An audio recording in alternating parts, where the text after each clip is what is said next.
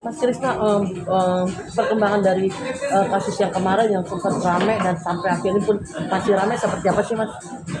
Terakhir kemarin kita mendampingi Saka di Polda Jabar sesuai dengan panggilan polisinya, artinya bahwa sebagai saksi diminta keterangan terhadap tersangka Peggy.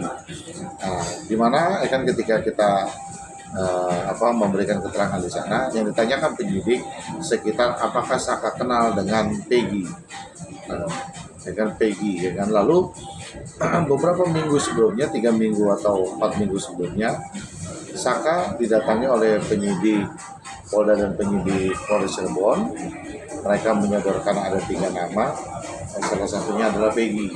Lalu buat Saka, ketika Peggy yang disodorkan oleh penyidik dengan Peggy yang ditangkap oleh Polda Jabar saat ini yang ditahan, itu berbeda. Nah, buat kami kan adalah terutama kembali lagi dari awal persidangan 2016 itu, Saka tidak pernah mengenal Peggy. Jadi kita nggak tahu yang asli Peggy yang mana, ya kan, yang palsu yang mana kita nggak ngerti. Ya mungkin penyidik yang lebih tahu. Tapi sampai sejauh ini setelah akhirnya Saka bekerja ya Mas ya? Alhamdulillah, ya kan kemarin Saka diterima kerja, ya kan, di salah satu perusahaan reseller terbesar di Indonesia. Karena kan kemarin tuh ketika saya pertama kali mendapatkan kuasa dan saya datang ke rumah Saka, saya tanya, Saka pernah kerja belum? Ya kan, belum pernah Pak Krisna. Karena itu waktu saya kan ditangkap pada saat usia saya 15 tahun. Lalu kan saya putus sekolah, terus saya terpidana sebagai pembunuh. Ya kan, image di masyarakat ketika saya sebagai terpidana pembunuh kan sulit saya mencari pekerjaan, apalagi ketika saya dimintai kan SKCK kan pasti ada tulisan bekas terpidana, itu kan akan menyulitkan dia. Kami kan perusahaan reseller itu akan memberikan kesempatan untuk Saka dapat bekerja di sini. Artinya meskipun dia artinya sampai saat ini kan kasus tetap kasusnya Saka artinya mengajukan PK kan dia? Ya, Saka di terpidana 8 tahun, lalu dia menjalani 3 tahun 8 bulan karena ada remisi COVID kemarin. Dia mendapatkan remisi COVID sehingga dia menjalankan 3 tahun 8 bulan. Dia hanya tinggal waktu 2 bulan lagi melakukan wajib lapor.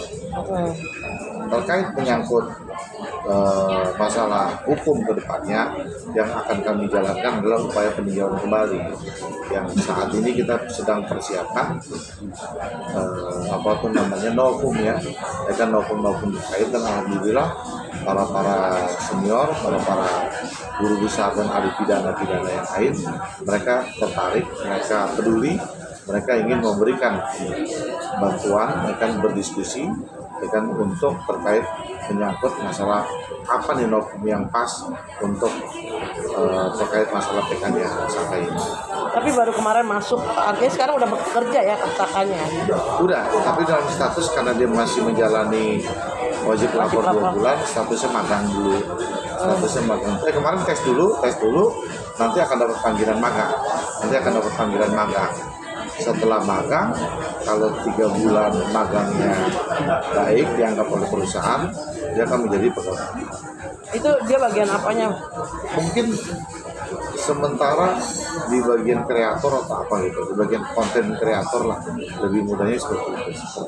Nah artinya kalau dari pihak pengacara sendiri bagaimana kans untuk Saka bisa mengajukan PK ini gimana? Optimis, artinya bahwa banyak yang belum terungkap kan di dalam fakta penyidikan, tuntutan, dan sampai dengan putusan.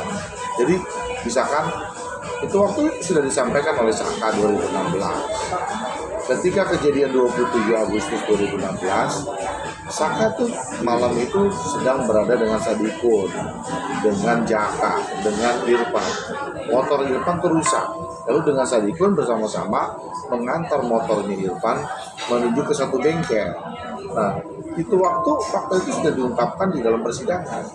Cuman apa yang disampaikan Saka dengan sebenar-benarnya nggak dianggap. Kenapa? Waktu pas mengantar Saka ke bengkel itu, di tengah jalan di flyover itu dilihat udah banyak polisi di situ. Karena mereka nggak pakai helm, akhirnya mereka kembali. Jadi dapat dipastikan bahwa ada kesaksian malam itu Saka bersama dengan Sadipun dan Irfan dan Jaka.